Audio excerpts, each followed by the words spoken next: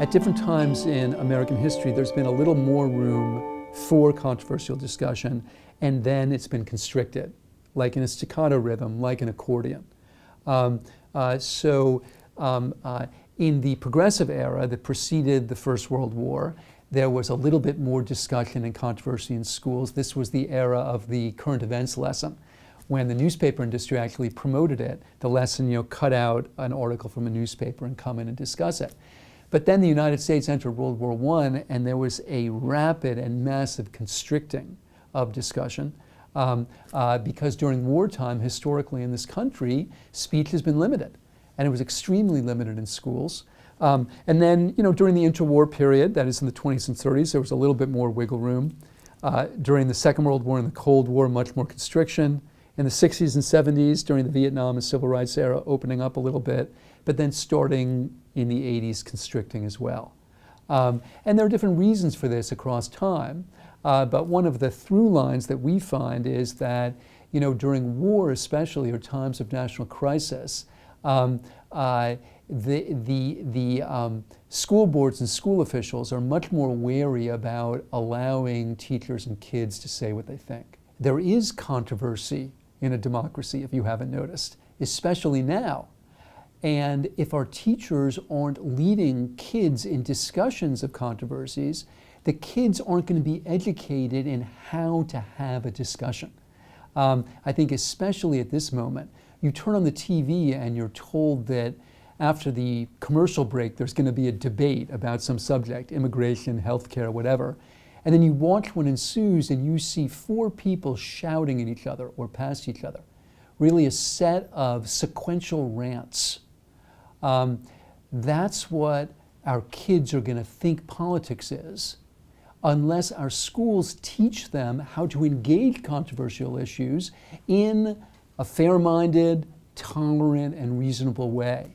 That's very difficult, and people won't learn to do it unless they're taught to do it. If our teachers avoid controversial questions, our kids won't get the needed experience in how to engage those questions. If you interview American school teachers about their pre-service training, and you ask them, as part of your preparation to become a teacher, did your teachers or your university engage you in the question of controversial issues? That is, were you taught how to teach about them? Most say no.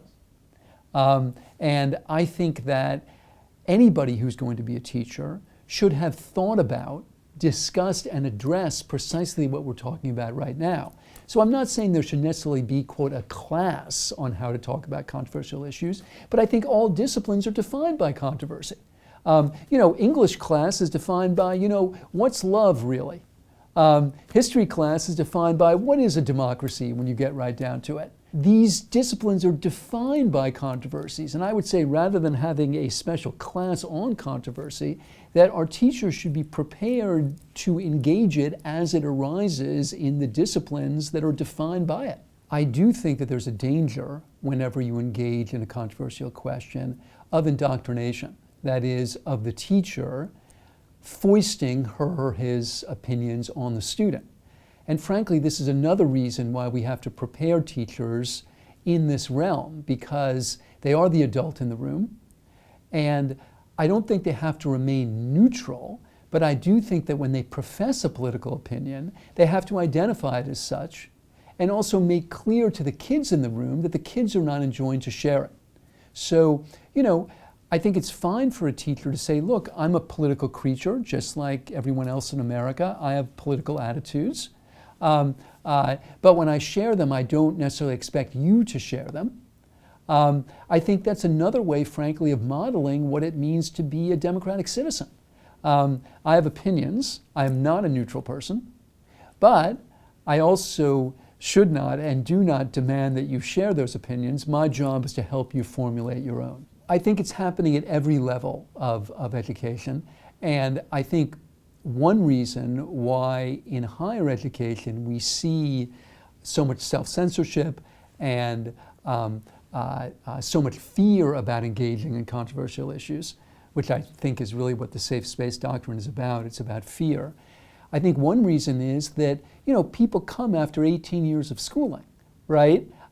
They've already had experiences or not surrounding these subjects, and it's more not. That is, they haven't been prepared in their K through 12 education in how to engage controversial questions in a mutually respectful way.